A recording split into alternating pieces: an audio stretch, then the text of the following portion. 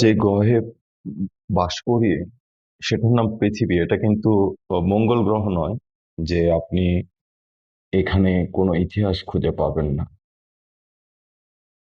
পৃথিবী এমন একটা গ্রহ যেটা হাজার বছরের ইতিহাসকে সংরক্ষণ করে চলছে। সেই পৃথিবীর 56,000 বর্গমাইলের একটা দেশ হচ্ছে বাংলাদেশ। বাংলাদেশের ইতিহাসকে যদি কেউ মুছে ফেলতে চায়, কেউ অস্বীকার করে, সেটা কখনোই সম্ভব নয়। একটা দেশের সংস্কৃতি, দর্শন, সাহিত্য, সে দেশের ইতিহাস, এসব কিছুকে যারা মুছে ফেলতে ভাবে, এরা আসলে বোকার সঙ্গে বসবাস করছে।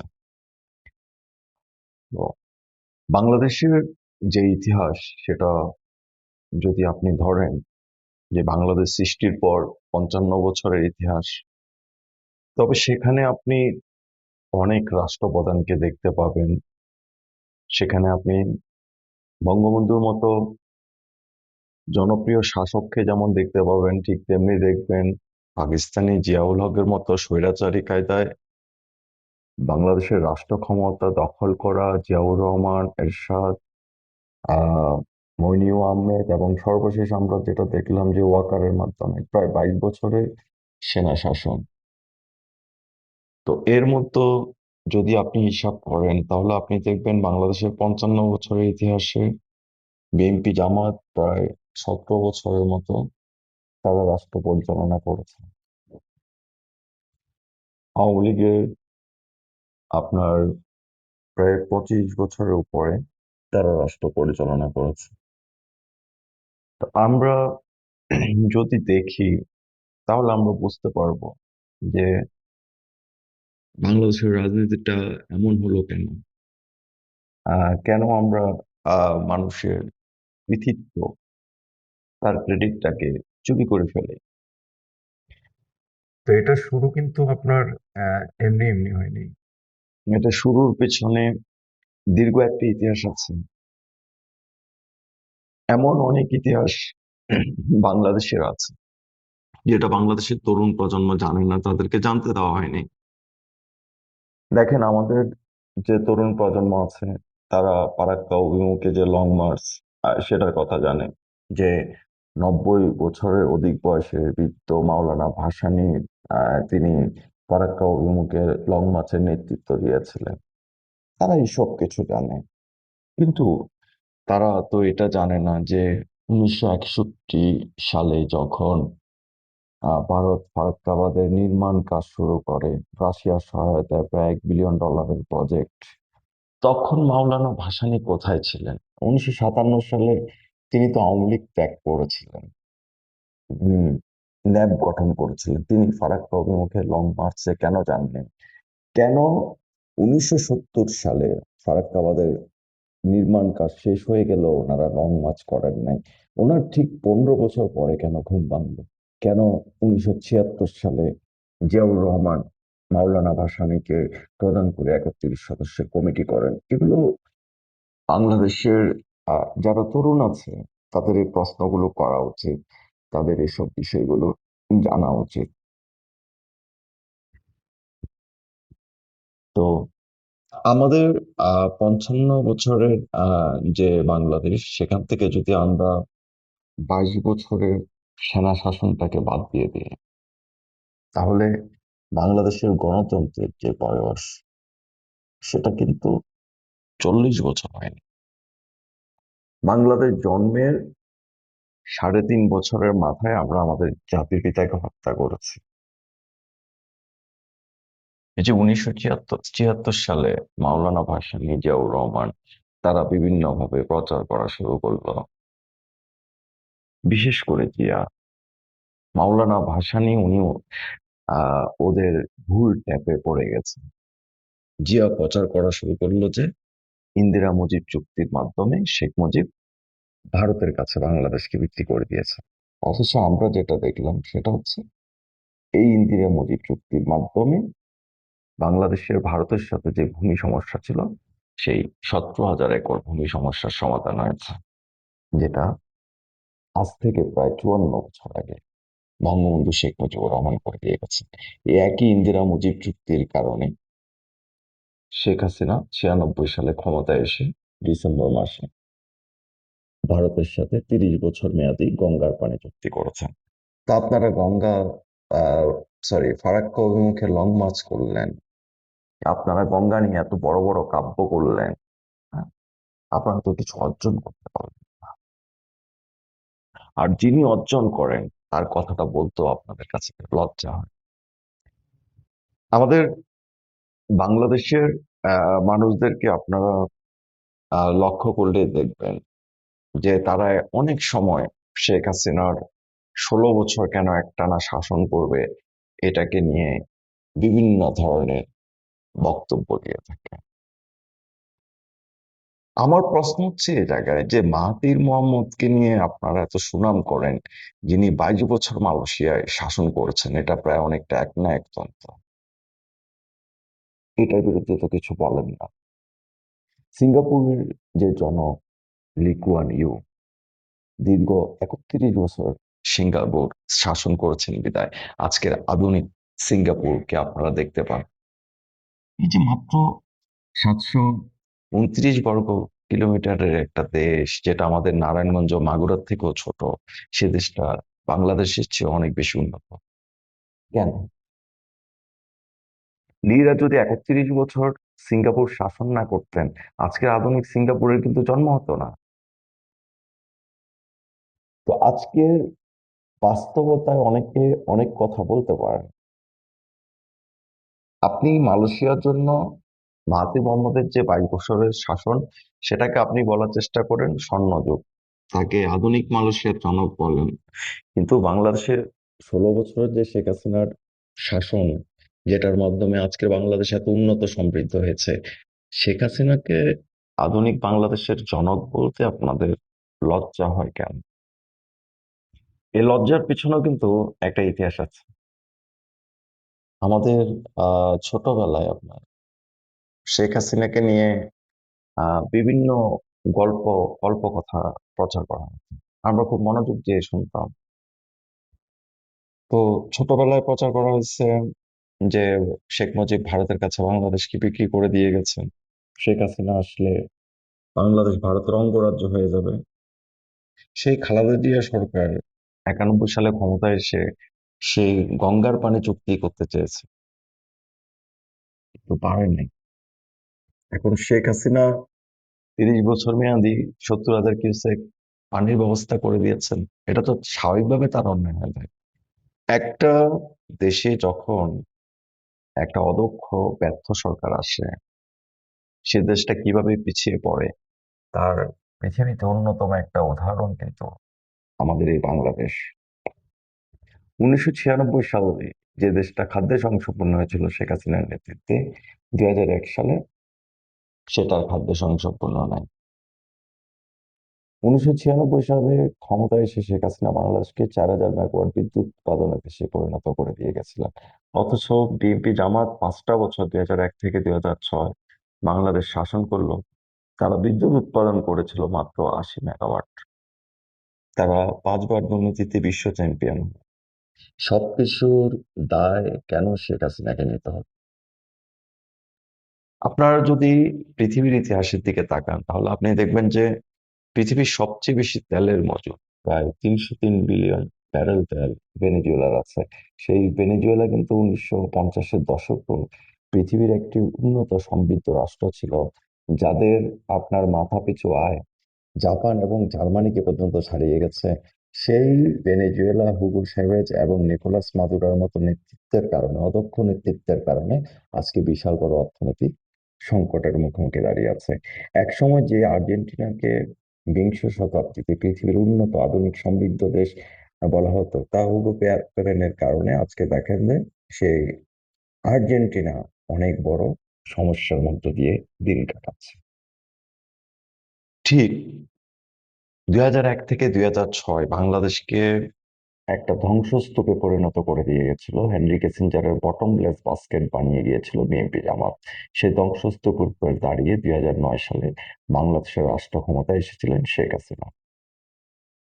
2009 সালে বাংলাদেশের রাষ্ট্র ক্ষমতায় শেখ হাসিনা এসেই বঙ্গবন্ধু সরকার 1972 সালে বাংলাদেশে ফিরে রাশিয়ার সাথে 200 মেগাওয়াটের পারমাণবিক বিদ্যুৎ কেন্দ্রের যে চুক্তিটা করেছিলেন, সেই একই চুক্তির কাজ শেখ হাসিনা আবার শুরু করেন।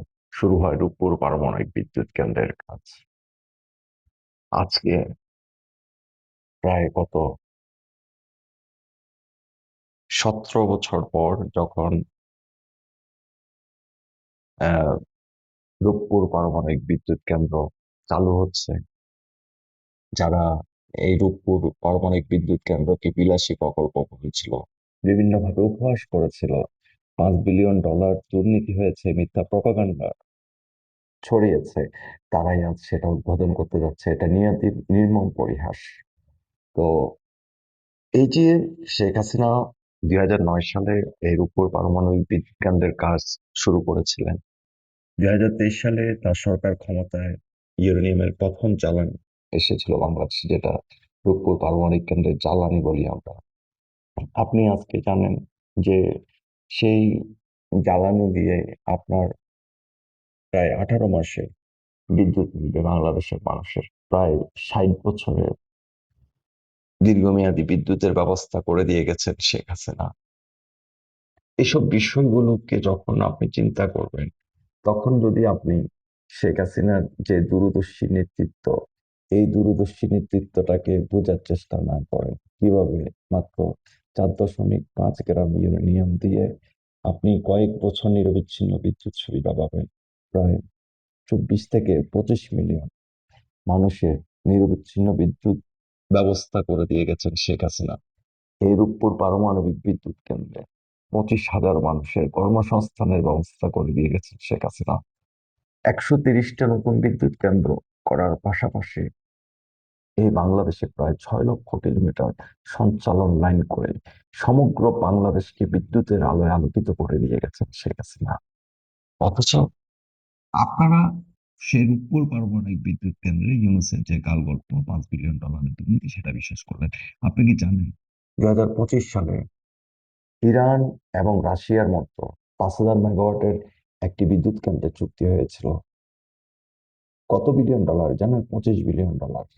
তাহলে শেখ হাসিনা 2,400 মেগাওয়াট বিদ্যুৎ কেন্দ্র, দুটা ইউনিট, সেটা যদি $13.2 বিলিয়ন হয়, তাহলে সেখানে দুর্নীতি করার সুযোগটা কোথায়? যদি শেখ হাসিনা $5 বিলিয়ন দুর্নীতি করে থাকে, তাহলে তো ইরান 5-5-10 বিলিয়ন ডলারের দুর্নীতি করবে, এটাই স্বাভাবিক নয়? তো তাদের সেই দুর্নীতির গল্পটা বেশি দূর এগিয়ে যেতে পারেনি রাশিয়ার রোসাটমের কারণে। রোসাটম সাথে সাথে সেটাকে নাকচ করে দিয়েছে এবং ইউনুসের বিরুদ্ধে ব্যবস্থা নেওয়ার কথা বলেছে। আজকে যে পারমাণবিক চুল্লিটা যখন জ্বলছে, তখন সমগ্র বাংলাদেশের মানুষ আনন্দে উল্লাসিত হয়ে পড়ছে। একটা বার কি আপনাদের শেখ হাসিনার কথা মনে হয়েছে? আপনারা কি সেই মানুষটার কথা ভেবেছেন, যে মানুষটা আজকে আপনাদেরকে এই উন্নত বাংলাদেশ দিয়ে গেছে? আপনারা একটা বারের জন্য ভাবেননি 1973 সালে বঙ্গবন্ধু শেখ মুজিবুর রহমানের জাপান সফরের মধ্য দিয়ে বাংলাদেশের সাথে জাপানের সম্পর্ক হয়। জাপান বাংলাদেশের অন্যতম ঘনিষ্ঠ মিত্রে পরিণত হয়। সেই সুযোগটাকে কাজে লাগিয়েছিলেন শেখ হাসিনা। বাংলাদেশে মেট্রো রেল এসেছে, দৈনিক 4 লক্ষ যাত্রী যাতায়াত করছে। এই বাংলাদেশের মানুষের কাছে মেট্রো রেল, পদ্মা সেতু, এগুলো তো স্বপ্ন ছিল। কত বিলিয়ন ডলারের অর্থনীতি শেখ হাসিনাকে দিয়ে গিয়েছিল বিএনপি জামাত? মাত্র $93 বিলিয়ন অর্থনীতি। সেই $93 বিলিয়ন অর্থনীতিকে শেখ হাসিনা 460 বিলিয়ন মার্কিন ডলারে নিয়ে গেছেন। লিবিয়ার গাদ্দাফি লিবিয়াকে 17 বছর শাসন করে একটা পারমাণবিক বিদ্যুৎ কেন্দ্র করতে পারেন, সরি 42 বছর শাসন করে, আর শেখ হাসিনা মাত্র 16 বছরে সেটা করে দেখিয়েছেন। আজকে যখন আপনারা অনেক কিছুই বলেন শেখ হাসিনা সম্পর্কে, শেখ হাসিনা এভাবে কেন রাষ্ট্র চালিয়েছে, জিয়াউর রহমান যে বন্দুক দিয়ে 6 বছর রাষ্ট্র পরিচালনা করেছে, এরশাদ 9 বছর রাষ্ট্র পরিচালনা করেছে, সেগুলো কি দোষের ছিল না? বাংলাদেশে যে নষ্ট রাজনীতি জিয়াউর রহমান শুরু করেছিল, যে মিথ্যা প্রপাগান্ডা রাজনীতি বেগম খালেদা জিয়া চালিয়ে গিয়েছিলেন। আপনি শেখ হাসিনার বিরুদ্ধে রাজনীতি করবেন, কিভাবে রাজনীতি করবেন? আমি শেখ হাসিনার চেয়ে ভালো দেশ চালিয়ে দেখান, শেখ হাসিনার চেয়ে ভালো গণতন্ত্র উপহার দেন, শেখ হাসিনার চেয়ে ভালো দুর্নীতিমুক্ত দেশ উপহার দেন। কিন্তু সেগুলো তো আপনারা কখনোই দিতে পারলেন না। আপনারা মিথ্যা প্রপাগান্ডা ছড়াইলেন কি শেখ মুজিব হিন্দু ছিল, শেখ হাসিনা আসলে বাংলাদেশ ভারতের কাছে বিক্রি হয়ে যাবে, বাংলাদেশ ভারতের অঙ্গরাজ্য হয়ে যাবে, ফেনী পর্যন্ত ভারত দখল করে ফেলবে। এই মিথ্যা প্রপাগান্ডাগুলো ছড়ানো ছাড়া আর কোনো অর্জন আপনাদের মতো ছিল না। আপনারা গঙ্গার যে পানি চুক্তি শেখ হাসিনা করেছে, সেটা নিয়েও আপনারা সন্তুষ্ট ছিলেন না। আপনারা তিস্তা নিয়ে অনেক ধরনের অনেক কথা বলেছেন, কেন ভারতের সাথে তিস্তার চুক্তি হবে। হ্যাঁ, কেন আপনার শেখ হাসিনা ভারতের সাথে চুক্তি করছে, চীনের কেন আপনারা বলছেন যে বাঁধের উপর বাদ দিয়ে দিবেন। আপনারা তো এটাও জানেন না যে ভারত থেকে বাংলাদেশ কত নিচ্ছু, এবং এই যে তিস্তা নদীর উৎপত্তিটা কোথায়, ব্রহ্মপুত্র কি নামে বাংলাদেশে আসে, ভারত থেকে যে প্রায় 76 শতাংশ, প্রায় 80 শতাংশের মতো পানি বাংলাদেশে প্রবাহিত হয়। আমরা যে 54টা আন্তর্জাতিক নদী বলি, তার মধ্যে 51টা যে ভারত থেকে আসে। প্রায় নামে বেনামে 123টা নদীর পানি যে বাংলাদেশে আসে, এগুলো আপনারা কখনো জানার চেষ্টা করেছেন? হ্যাঁ, বাংলাদেশের যে বড় বড় নদীগুলা দেখেন, পদ্মা, মেঘনা, যমুনা, আপনি জানেন এই অববাহিকার কত শতাংশ ভারতের? 93%। মাত্র 7% হচ্ছে বাংলাদেশে। নিজের জিওগ্রাফিটা সম্পর্ক আপনাদের কোনো ভালো ধারণা নাই, একমাত্র মিথ্যা প্রপাগান্ডা ছাড়া। শেখ হাসিনা যদি স্বৈর শাসক হইতেন, তাহলে অন্য অন্য স্বৈর শাসকরা তারা কিভাবে রাষ্ট্র পরিচালনা করছে সেটা তো আপনাদের নিজ চোখের দেখা। সেনাবাহিনী রাস্তায় ছিল কামান বন্দুক নিয়ে। শেখ হাসিনা 16 বছরের সেনাবাহিনী রাস্তায় কামান বন্দুক নিয়ে ছিল না। শেখ হাসিনা যতই ফেসিস্ট হন, উনি একটা কাঠামোর মধ্য থেকে, বাংলাদেশের সংবিধানের মধ্য থেকে রাষ্ট্র পরিচালনা করছেন। কারণ অতীতে যারা এই অপকর্মগুলো করেছে তাদেরকে জবাব দেওয়ার জন্য ওনার কাছে আর কিছুই ছিল না। ওনার বাবাকে হত্যা করে 77 সালে জিয়াউর রহমান হানা ভোট করেছিল, এটা একটা ভোট ডাকাতি ছিল। 91 সালে বিএনপি ক্ষমতায় এসে 96 সালের 15ই ফেব্রুয়ারি একটি ভোট ডাকাতির নির্বাচন করেছে, যেখানে বাংলাদেশে কোনো রাজনৈতিক দল অংশগ্রহণ করে নাই। সেটা একটা ভোট ডাকাতি ছিল। এটা আপনারা বলেন না। 2001 সালে বিএনপি জামাত ক্ষমতায় এসে 2007 সালে আরেকটি ভোট ডাকাতির নির্বাচন করতে চেয়েছিল 1,20,00,000 ভুয়া ভোটার দিয়ে। সেটা আপনারা কেউ বলেন না। আপনারা শুধু শেখ হাসিনার অপরাধটা দেখতে চান। বরং শেখ হাসিনা এই অপরাধীদেরকে, এই 5বারের দুর্নীতিতে বিশ্ব চ্যাম্পিয়নদেরকে বোতলবন্দি করেছিলেন, যারা এতিমের অর্থ আত্মসাৎ করেছে, যারা মুচলেকা দিয়ে লন্ডন পালিয়ে গিয়েছিল, শেখ হাসিনা তাদের শাস্তির ব্যবস্থা করেছেন। দীর্ঘ প্রায় 4 দশক পরে রাজাকারের বিচার হয়েছে, কেউ কোনোদিন কল্পনাও করে নাই। এখন আপনাদের কাছে হয়তো মনে হতে পারে যে এই যে এত কিছু করলেন, এত কিছু করার পরও শেখ হাসিনা আসলে চলে গেলেন কেন? খুব কষ্ট। এই যে বললাম, গাদ্দাফির 42 বছরের শাসন একটা মোটামুটি উন্নত লিবিয়া ছিল। আপনি সেটাকে স্বীকার করেন না, করবেন না, আপনি সেটাকে মানবেনও না। কিন্তু আজকের লিবিয়ার অবস্থা কি? সাদ্দাম হোসেনের কথা বলেন। সাদ্দাম হোসেনের ইরাক কেমন ছিল? আজকের ইরাক কেমন আছে? বাশার আল আসাদের অনেক সমালোচনা আপনি করতে পারেন, কিন্তু আজকে বাশার আল আসাদ ছাড়া সিরিয়ার অবস্থা কি? আপনারা কখনো এই জিনিসগুলো বোঝার চেষ্টা করেছেন? আপনারা কখনো জানার চেষ্টা করেছেন কিভাবে বাংলাদেশ সমুদ্র বিজয় করেছিল 1974 সালে? আজ থেকে প্রায় 52 বছর আগে বঙ্গবন্ধু শেখ মুজিবুর রহমান তিনি জাতিসংঘের সমুদ্র আইন অনুসারে the territorial waters and maritime zone যেটা করেছেন, মেরিটাইম জোন। তো এই জিনিসটার আলোকে শেখ হাসিনা জার্মানির এবং নেদারল্যান্ডের, ভারত এবং মায়ানমারের বিরুদ্ধে মামলা করে প্রায় 1,18,000 বর্গ কিলোমিটার সমুদ্র বাংলাদেশের সাথে যুক্ত করেছেন। এখন আপনাদের কাছে এগুলো গল্পের মতো মনে হচ্ছে।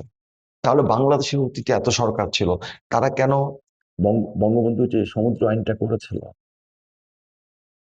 সেটা পড়ে নাই, সেটা দেখে নাই?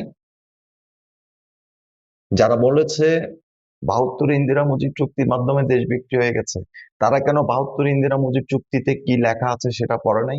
সেভাবে ভারত থেকে আমাদের যে অধিকারগুলো, ন্যায্য ইচ্ছা, সেগুলো আদায় করা নেই? তা তো আমি যেটা অনুধাবন করি, তারা প্রপাগান্ডা ছাড়া আর কোনো কিছুই করতে পারে না। এবং এদের প্রপাগান্ডায় মাওলানা ভাসানী, যাকে বলি আমরা, তিনি বিভ্রান্ত হয়েছেন। শুধু বিভ্রান্ত হয়েছিলেন সেটাও না,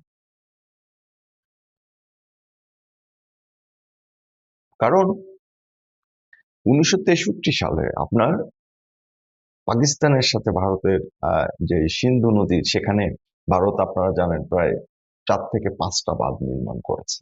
তাদের যে কিষান গঙ্গা যে বাঁধটা আছে, এটা পাকিস্তানের সীমানা থেকে মাত্র 25 কিলোমিটার দূরে। তাহলে বাংলাদেশের যে ফারাক্কা বাঁধটা পাকিস্তান আমল হয়েছে, তখন তো বাংলাদেশ ছিল না। 61 সালে তো আমাদের বাংলাদেশ স্বাধীন হয় নাই। মাত্র 16 কিলোমিটার দূরে পাকিস্তান সরকার তখন কি করলো? তারা তো নিজেদের সীমান্তে যে সিন্ধু তে বাঁধ, সেখানে কিন্তু তারা চুক্তি করেছে। কিন্তু আপনি যখন বাংলাদেশের সীমান্তে দেখবেন, বাংলাদেশ তো পাকিস্তানের অংশ ছিল। তারা যদি সেখানে ইন্ডো স্টেটি করতে পারে, বাংলাদেশে কেন করে নাই? এটা আপনাদের প্রশ্ন আসে না? যে পারমাণবিক চুক্তি আহ কেন্দ্র করার কথা 200 মেগাওয়াটের, সেটা পাকিস্তান সরকার কেন বাদ করে দিল? কারণ তারা বাংলাদেশে করতে চায় না, তারা পাকিস্তানে করবে। এই জন্য 1970 সালে তারা বাদ করে দিয়েছিল। বঙ্গবন্ধু 72 সালে বাংলাদেশের রাষ্ট্র ক্ষমতায় এসে সেটা করেছেন। এখন শেখ হাসিনা দীর্ঘ সময় যে কাজগুলো করেছেন, সেগুলোর ফল আপনারা পেতে শুরু করেছেন। এবং শেখ হাসিনার অভাব আপনারা অনুভব করতে শিখেছেন। উনি যে এলএনজি টার্মিনাল গুলো করে দিয়েছেন, গভীর সমুদ্র বন্দর করে দিয়েছেন, চীনের বেল্ট অ্যান্ড রোড ইনিশিয়েটিভ প্রকল্পের সাথে যুক্ত করে আপনাদেরকে 300 কোটি মানুষের বাজারে পরিণত করে দিয়েছিলেন। ভারত, আমেরিকা, চীন, এই 3টি রাষ্ট্রকে ছাড়া উনি গভীর সমুদ্র বন্দর করে দিয়েছেন। আজকে আপনারা বুঝতেছেন না একজন শেখ হাসিনার গুরুত্ব। উনি তো বারবারই আপনাদের কাছে প্রাসঙ্গিক হয়ে আসছেন। এই যে বলা হয়েছিল দীর্ঘ অনেক বছর ধরে, 18 সালে ভারত বাংলাদেশ মৈত্রী পাইপলাইন উদ্বোধন করলেন শেখ হাসিনা। সেখান দিয়ে আজকের এই ইরান আমেরিকা ইসরায়েল যুদ্ধের কারণে প্রায় আপনারা দেখলেন যে 15,000 টন ডিজেল আসছে, আরো 1,80,000 টন ডিজেল আসবে। তো এখান দিয়ে প্রচার করা হয়েছে কি, এই পাইপলাইনের মাধ্যমে শেখ হাসিনা ভারতে গ্যাস পাচার করে দিচ্ছে। ভাই, আপনাদের এত গ্যাস, এত তেলের উপর বাংলাদেশ ভাসলে আপনারা আজকে তেলের জন্য হাহাকার করছেন কেন? আপনাদের পেট্রোল পাম্পে কেন তেল নাই? কেন আপনাদের ইস্টার্ন রিফাইনারি বন্ধ হয়ে যায়? কেন বাংলাদেশের 6টি বড় সার কারখানার মধ্যে 5টি বড় সার কারখানা বন্ধ হয়ে যায়? কারণ বিএনপি জামাত রাষ্ট্র চালাতে পারছে না, ইউনূস রাষ্ট্র চালাতে পারেন নাই, পারবে না এরা। একটা রাষ্ট্র চালাতে হইলে তার জন্য দেশপ্রেমের প্রয়োজন আছে। দেশপ্রেম ছাড়া আপনি কখনোই একটা রাষ্ট্র চালাতে পারবেন না। এদের পাকিস্তান প্রীতি ছাড়া ন্যূনতম দেশপ্রেম নাই।